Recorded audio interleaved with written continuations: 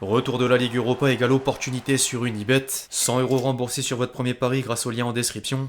Conditions pour jouer en bas de l'écran.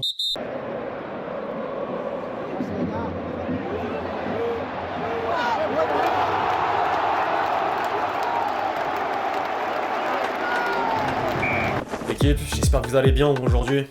Nouveau 5, au programme du jour, un bilan des résultats en plein milieu de semaine, dont la 7ème journée de Liga a 2 nuances concernant Mbappé, la polémique autour de la surcharge du calendrier en proie aux blessures, la bombe Varane que personne n'a vu venir, l'entretien de Luis Enrique sur Movistar à quelques jours de la sortie d'un documentaire spécial, avant de conclure par 2 folles rumeurs autour du Paris Saint-Germain et de l'Olympique de Marseille pour le mercato hivernal. Bref, plus d'infos comme d'habitude dans la suite de la vidéo. Les amis, je compte sur vous d'avance pour m'éclater le compteur de j'aime. Je me répète, mes gestes plus qu'utiles en ce moment pour le référencement. Merci à tous ceux qui le feront. J'invite toujours ceux qui l'ont pas encore fait à télécharger gratuitement l'application SofaScore pour ne rien manquer de l'enchaînement des matchs au fil des semaines. Score en direct, classement, statistiques et j'en passe. Le lien est dispo en description.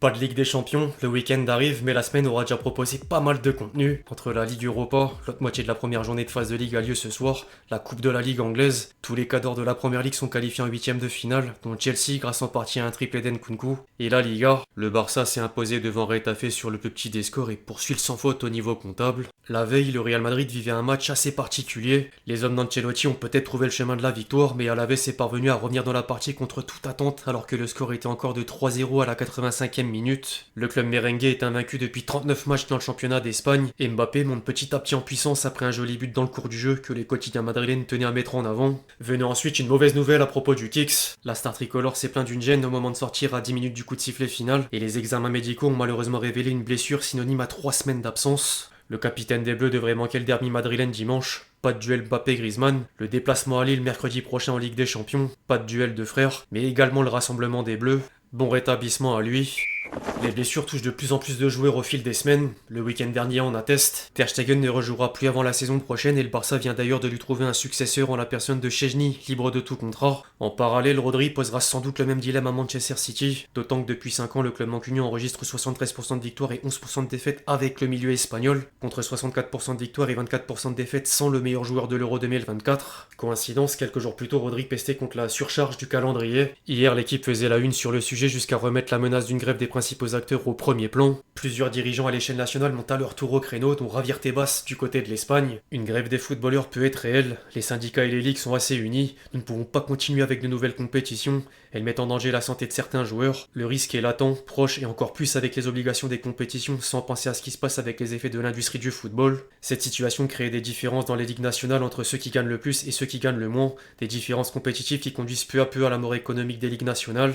Le président de la Liga est capable de voir juste par moment. Les revenus passeront des compétitions nationales vers ces super compétitions, ils iront à une série de clubs qui les fourniront à leurs joueurs, l'industrie aura moins d'emplois et les petits clubs de taille moyenne perdront de l'argent. Avec le récent format de la Ligue des Champions, nous constatons déjà que dans certains pays, les droits de ligue perdent de l'argent. En Espagne, ils ont été maintenus mais ces formats nuisent à l'industrie. Je suis pas d'accord sur certaines choses avec l'UEFA et la FIFA, ils établissent le calendrier, ils vous appellent, ils vous demandent, vous n'êtes pas d'accord, et ils vous disent d'accord, à plus tard. Dans cette position de monopole, ils doivent être d'accord avec les autres acteurs du football. Personne ne viendra le contredire, au contraire. 2 ans après la retraite internationale, Varane raccroche les crampons à 31 ans. Hier, la légende tricolore a annoncé la nouvelle sur les réseaux sociaux par le biais d'un long message d'adieu. Ils disent que toutes les bonnes choses ont une fin. Au cours de ma carrière, j'ai relevé de nombreux défis. Je me suis élevé à l'occasion. Presque tout ça était censé être impossible. Des émotions incroyables, des moments spéciaux et des souvenirs qui dureront toute une vie. En réfléchissant à ces moments, c'est avec une immense fierté et un sentiment d'accomplissement que je vous annonce ma retraite du jeu que nous aimons tous. J'ai gagné plus que je n'aurais même pu rêver. J'espère que je vous ai tous rendus fiers. Une nouvelle vie commence en dehors du terrain. Je resterai avec comme, juste sans utiliser mes crampons.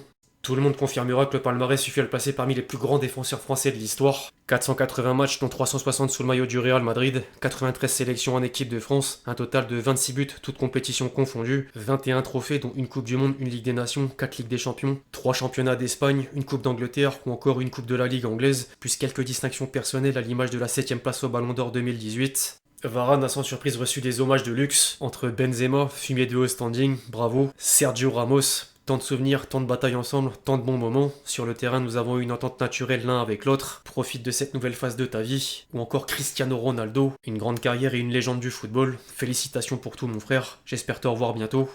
La classe, tout simplement.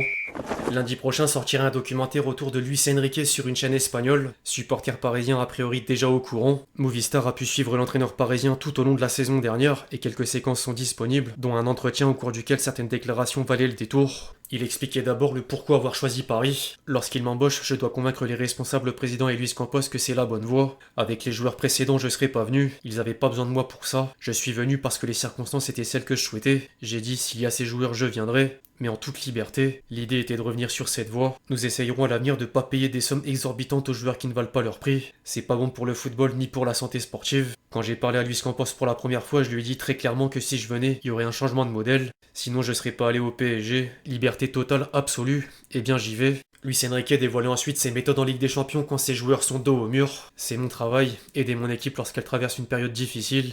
J'aime contribuer dans les moments difficiles. Il faut toujours essayer de trouver le bon message. Une chose très importante pour un entraîneur et sur laquelle nous travaillons, c'est que les messages à la mi-temps soient ce dont l'équipe a besoin et non l'entraîneur. On a toujours des critiques. C'est un message qu'il faut oublier, que tout le monde doit aimer. Il est important pour moi de montrer la vie quotidienne et les détails de ma famille et de moi-même. Aider un joueur qui manque de confiance me permet de rester en vie et actif. Comme quand il y a des critiques, je préfère qu'il parle de moi, il n'y a aucun doute.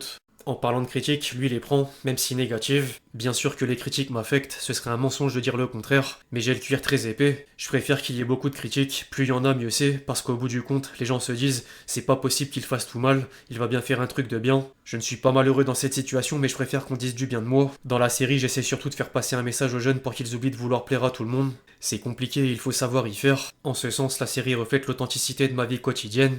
L'entraîneur parisien avouait d'une autre part que retrouver le Barça en tant qu'adversaire était vraiment difficile. Le match contre le Barça a été horrible. Revenir à la maison contre le club qui m'a le plus donné comme joueur et comme entraîneur, ça a été une sensation horrible pour moi, mes enfants et ma femme. J'espère ne pas rejouer contre eux cette saison. Je peux pas imaginer une finale contre le Barça. Nous avions mérité davantage à l'aller mais nous avons perdu. Il y a eu beaucoup de critiques à mon égard qui ont fini par atteindre ma famille, mais ma relation avec Barcelone est unique. Je me sens très aimé du club et des supporters. Enfin, le dernier point majeur concernait Mbappé. C'est un joueur merveilleux et une personne d'un niveau exceptionnel comme on en trouve rarement quand on arrive dans un club. Dommage qu'il soit parti à Madrid, surtout pour nous, mais c'est la vie. Bonne chance à lui, j'ai rien à lui reprocher. Nous avons toujours essayé d'améliorer ses qualités et de masquer ses défauts. Il a toujours été très poli et respectueux. Sa famille aussi. Nasser Al-Khelaifi appréciera moyen au vu de l'affaire en cours. Le mercato hivernal est encore loin, mais les premières rumeurs commencent à apparaître sur la toile. Plusieurs sources indiquent que Gyökeres est dans le viseur de plusieurs écuries européennes, dont des clubs anglais et le PSG. Les dirigeants parisiens cibleraient le meilleur buteur européen de l'année pour remplacer l'un des deux numéros 9 en place que sont Colomboigny et Gonzalo Ramos. L'attaquant suédois faisait déjà partie de la liste de Luis Campos quelques mois plus tôt. Reste à savoir si la piste ira au bout, car beaucoup remarquent que chaque année Paris piste sans cesse, mais concrétise de moins en moins les dossiers. La faute peut être à la stratégie de Luis Enrique de ne signer que les joueurs qui veulent vraiment venir. Du côté de Marseille ensuite, l'effet des Herbis pourrait encore ravir les supporters marseillais. L'OM garderait un œil sur la situation de Mudryk que l'entraîneur italien a connu au Shakhtar Donetsk. Affaire à suivre. Enfin bref, l'équipe c'est tout pour le fact du jour, j'espère vraiment qu'il vous a plu, je compte sur vous si c'est le cas pour lâcher votre meilleur j'aime, comme d'habitude. N'hésitez pas à réagir dans les commentaires sur tous les sujets qu'on a pu traiter aujourd'hui, puis d'ici là, on se retrouve très vite sur la chaîne pour de nouvelles vidéos, c'était Lexti. Ciao ciao.